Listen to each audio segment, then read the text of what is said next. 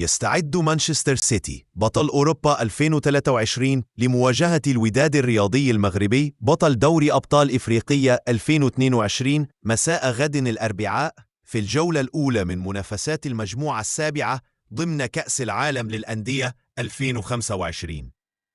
يسعى السيتي لمصالحة جماهيره بعد موسم مخيب للآمال محلياً وأوروبياً، بينما يطمح الوداد لتحقيق بداية قوية رغم غياب مهاجمه عمر السومة بسبب تأخر تأشيرة دخوله للولايات المتحدة.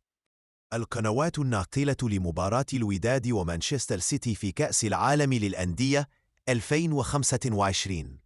تمتلك شبكة دازان حقوق بث منافسات كأس العالم للأندية 2025.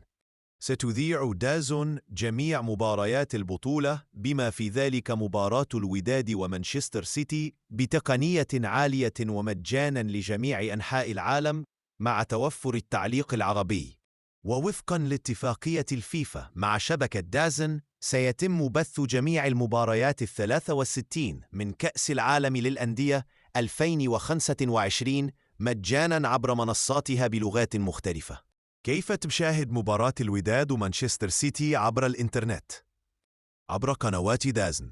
موعد المباراة 5:00 مساء بتوقيت المغرب، 7:00 مساء بتوقيت مصر والسعودية.